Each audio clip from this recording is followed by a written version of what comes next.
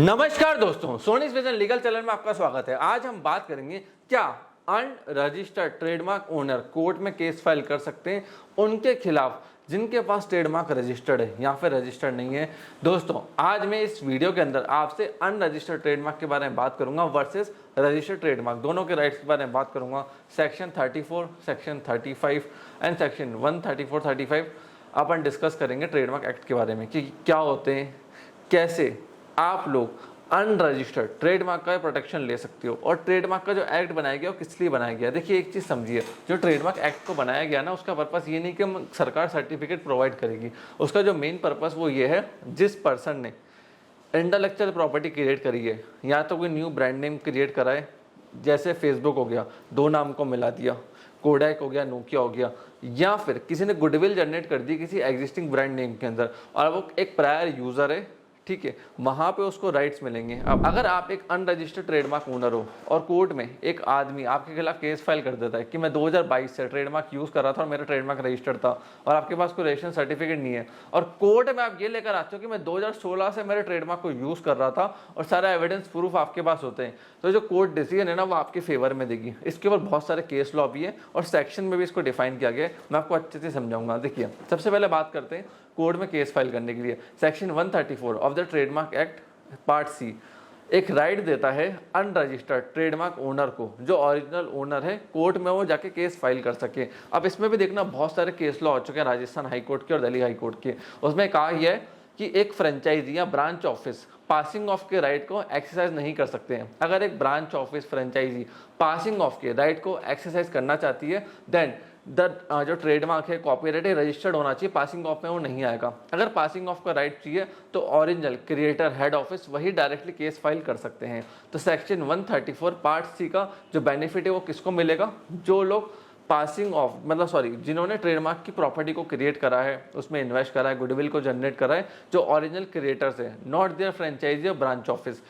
बाकी अगर मेरा एक फ्रेंचाइजी केरल के अंदर है, मेरा ट्रेडमार्क रजिस्टर्ड है, तो केरल में मेरी फ्रेंचाइजी मेरे बिहाफ पे सामने वाली पार्टी पे केस फाइल कर सकती है, बट ट्रेडमार्क अनरजिस्टर्ड है तो मुझे खुद जाना पड़ेगा या ओरिजिनल ज्यूरिडिक्शन से केस फाइल होगा। इस चीज का ध्यान रखना। अब सेक्शन 34 क्या कहता है? देखिए, सेक्शन 34 है सेविंग फॉर वेस्टेड राइट्स। मतलब अगर मेरा जो ट्रेडमार्क है वो अनरजिस्टर्ड है बट सामने वाले का ट्रेडमार्क रजिस्टर्ड है, बट मैं उसको पहले से यूज़ कर रहा हूँ, मेरा यूज़ पहले मैंने मार्केट में पहले उतार दिए, तो जो अर्लियर है उसको देखा जाएगा और रजिस्ट्री या फिर जो कोर्ट है उसको देखेगी कि पहले इसका यूज़र कौन था। ये सेक्शन 34 राइट देता है। फिर उसके बाद आता है section 35 saving for use on name, address, description of goods और सर्विस। अब इसके अंदर क्या मैं आपको बता दूं, एक आदमी वो हिंदुस्तान में अपना सरनेम यूज़ कर रहा है, कोई अमेरिका से, जापान से, चाइना से एक पर्सन आ जाए, बोले कि यार आप है ना सरनेम यूज़ नहीं कर सकते हो बिजनेस के अंदर, या इस एड्रेस को यूज़ नहीं कर सकते हो, या डिस्क्रिप्शन ऑफ गुड्स को यूज़ नहीं कर सकते हो, क्योंकि हम इसको चाइना में पहले से यूज़ करते हुए आ रहे हैं। उस केस के अंदर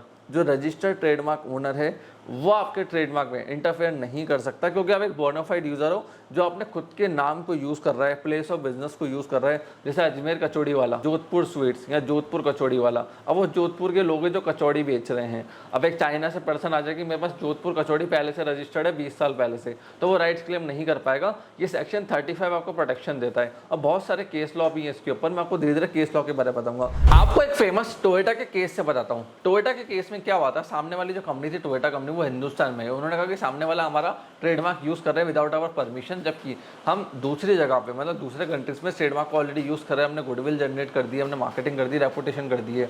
बट जब ये मैटर कोर्ट में गया तो कोर्ट ने कहा कि पासिंग ऑफ का राइट आपको हम नहीं दे सकते, क्योंकि क्या गुडविल मार्केटिंग हमने हिंदुस्तान में करी है, टेरिटरी यहाँ पे आ गई, तो क्या हिंदुस्तान में हमने गुडविल जनरेट करी, मार्केटिंग करी, जिसके बेसिस पे पासिंग ऑफ का राइट हम आपको दें। सो फ्रेंड्स, कभी भी आप कोर्ट में जाओगे इस पॉइंट को लेके, पासिंग ऑफ को लेके, तो आपको बताना पड़ेगा कि उस टेरिटरी में, उस ज्यूरिडिक्शन में आपने क्या करा है मार्केटिंग के लिए, जहाँ पे आपको वो राइट्स मिले जाएं। अब इसके लिए कोर्ट ने ना बहुत सारे एग्जाम्पल्स भी दिए, मतलब बहुत सारे कोर्ट्स के रूलिंग्स थी जहाँ पे अपन एविडेंस पेश करते हैं, तो वहाँ से निकल कर आए, मैं आपको बता रहा हूँ। सबसे पहले आप क्या क्या एविडेंस में यूज़ कर सकते हो पासिंग ऑफ के लिए? पहली चीज़ है प्रोडक्ट की लेबलिंग। अब मैं मार्केट के अंदर 1000, 10,000, 1 लाख बॉटलें बेच रहा हूँ जिसके ऊपर मेरा नाम लिखा हुआ है, तो प्रोडक्ट की लेबलिंग भी एक मार्केटिंग का पार्ट बनता है। एडवर्टाइजमेंट, मैंने अखबार में एड्स दे रहा हूँ, सोशल मीडिया पे एड्स कर रहा हूँ, टीवी पे ऐड कर रहा हूँ, न्यूज़पेपर पे ऐड कर रहा हूँ, उससे अवेयरनेस बिल्ड हो रही है। तो एविडेंस के लिए आप एडवर्टाइजमेंट भी दिखा सकते हो, newspaper, TV ads, social media ads, हर एक के एविडेंस आपके पास होने चाहिए। बट फिर आता है ट्रेड शो। मतलब मैंने जगह जगह में क्लाइंट को अट्रैक्ट करने के लिए बहुत सारे शोज़ के अंदर कोलैबोरेशन किया है, स्पॉन्सरशिप करी है,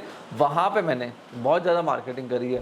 अगर आप एक वेबसाइट यूज़र हैं तो आप अपने डोमेन, वेबसाइट के पेजेस, सब चीज़ को कोर्ट में शो कर सकते हो कि आप इस चीज़ों को काफ़ी लंबे समय से यूज़ कर रहे हो। तो वेबसाइट का यूजेज, सोशल मीडिया पेजेस का यूजेज भी इसमें काउंट होता है। काफ़ी सारे लोग मेरे से क्वेश्चन पूछते हैं, जब हम ट्रेडमार्क रजिस्ट्री में एप्लीकेशन फाइल करते हैं तो रजिस्ट्री वेबसाइट का यूजेज, डोमेन का यूजेज रिफ्यूज़ कर देती है कि यार हमें यूट्यूब वेबसाइट का नीचे में इन्वॉइस लेकर आओ। तो क्या सही है? ये रजिस्ट्री के डिस्क्रिमिनेशन के ऊपर है कि वो आपकी यूट्यूब, सोशल मीडिया के एविडेंस को ले या ना ले, as your date of usage. अब एक चीज़ देखिए, सोशल मीडिया की जो डेट्स होती हैं, यूट्यूब की जो डेट होती है, ऑनलाइन जो डेट्स होती है, उनमें छेड़खानी करना मुश्किल है, बट इन्वॉइसेस फेक बन सकते हैं। आज के टाइम में फेक इन्वॉइस बनाना बहुत ईजी है।